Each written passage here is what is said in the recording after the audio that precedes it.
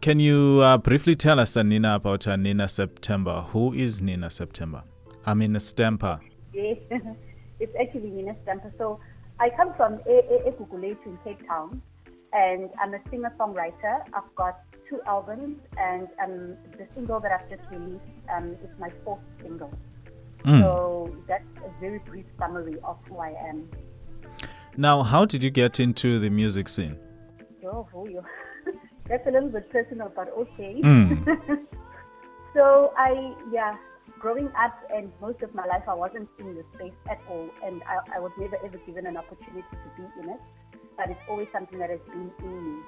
So at some point in my life, as I got older, I just had a yearning. I just had this feeling that was nagging that, surely there's more to life. It's just, I was just discontent and dissatisfied with my life at the time, and I felt like something was missing. And something just spoke to me in terms of why do I not give myself an opportunity to just go out and do what I really love to do. And ever since I've had that, I've just made a pact and a promise to myself that I will chase my dream no matter what. That is great. Now, you have a new single out. Can you tell us more about it? Sure, it's amazing. It is an amazing song that I am super proud of. The name of the song is LOL, Language of Love. And it basically is it's a communication, right? It's written from a female's point of view to our male counterparts, and we are communicating to our guys that, guys, the song starts out with addressing any insecurities that this partner might have in the relationship, saying, I don't want anybody but you. And then, the song encourages women to feel free, to talk about what they recognize as love in a romantic relationship, and it also encourages the males to be open, to hearing or to be directed by their partners to say, when you do certain things, I recognize those things as love, and those things make me to feel love, right? And then the third message in the song is really for guys and for women. And for women, it's saying, we are not necessarily in God. You don't have to try and act tough and, try to take over and take the man's role in a relationship.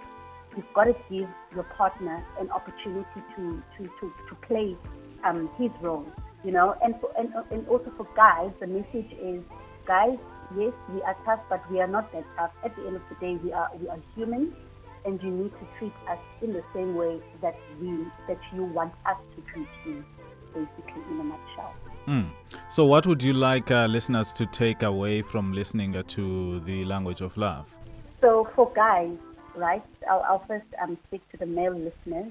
I think there's a lot that has been said about men are trash, stuff that are shaming men, and I know our feminists would come out against our male counterparts. But really, Language of Love is saying, actually, guys, no, we actually need you in our lives. We want you, You've got a certain role to play in our lives. We want you. But just come to the party in terms of how you conduct yourself in a relationship. Be accountable for your actions, right? And just give us love. That's all we want, But also understand what is our particular language of love.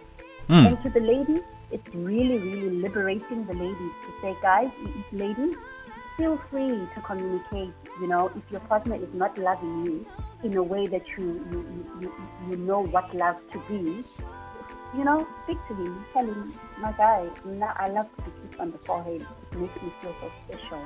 I like it when you consider my feelings, So it's basically liberating in terms of the women's side, and in terms of the guy side, it's we opening our arms to our males and we're saying, we need you in this life. But just, treat us right. Come to the party and be accountable. Now, considering that we are in Heritage Month, Nina, how does Heritage influence your music, if it does in any way? Well, I think as women, right, in our very core, right, we are created to be nurturers and givers. And we are created to be loved at the end of the day. I would say that our heritage goes back even beyond culture and tradition. It goes back to how we were created by our Creator. And basically, as I said before, this song is telling the ladies, relax, don't take on roles that are not there for you. Be a woman. When you need to be vulnerable, because that is who you are. That is your heritage, not from a traditional point of view, but from how you were created by your Creator. How has the COVID-19 pandemic affected you as a musician? Well, I remember when it hit, I was busy promoting my single that I released late 2019 called Umolwakho. It's also available on YouTube. I've got a music video of it on YouTube, same as LOL. You'll get it on YouTube as well. So basically, I had my PR people were busy, everything was buzzing. I had gigs lined up, I think, for the next 6 months, and everything came to a screeching halt. Right? Everything just stopped. So then in the meantime, I decided to register for a course that I've always wanted to do. I do have a financial background. So yeah, I registered for an advanced diploma in financial markets, which I am finalizing towards the end of this year. So I basically shifted my focus. And financially, I do have a 9-to-5 job. So basically that, together with my studies, kept me kept me busy in the absence of music. And I think very important to highlight as well to fellow musicians as well, and I think to anyone for that matter, is I think the biggest lesson that COVID-19 has taught everyone is the importance of saving and investing money.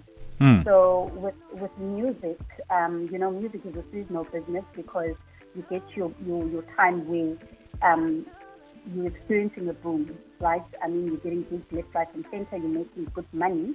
And then there's a time during winter time when there are not so many gigs. So at the time that you are actually making a lot of money, consider living way beneath your means, right? And instead of spending that money on things that are unnecessary, invest that money somewhere. Get together with a financial planner, financial advisor, discuss with that person your plan, and make sure that you are putting that money away, because you never know. And I mean, I think putting it in banks really won't take you far, because I mean, you don't earn a lot of interest by putting your money in banks. But if you speak to financial planners and people in the financial industry, you put yourself in a position where you can have your money grow at a significant rate. Lastly, Nina, what do you wish to achieve through your music? I wish to uplift communities. I wish to uplift minorities. I wish to speak to people that don't necessarily think too highly of themselves. There's a thing that I always say that, as a person, I always try to rethink the things that I previously thought that I couldn't do, because just maybe I can do those things, right? And that is fundamentally a message that I would like to just, for everybody to incorporate. If you look at something and you say to yourself, I can't do this, just rethink that particular thing, because maybe you could be wrong, maybe you could do it. Indeed. Nina from ValleyFM, I thank you for your time, and all the best of luck with your music. Thank you so much for having me. I appreciate your time. And guys, I have to yes. follow me on Facebook, Nina Stamper. Instagram, it's Stamper Nina. Twitter, it's @Nina for Music. And what else am I missing? I feel like and on YouTube, it's Nina Stamper. The music video for LOL is there.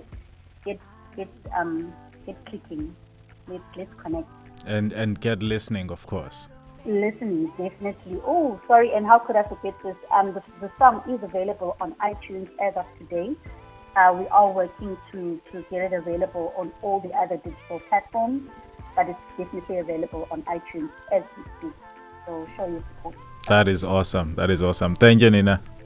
Thank you so much. Thanks, bye.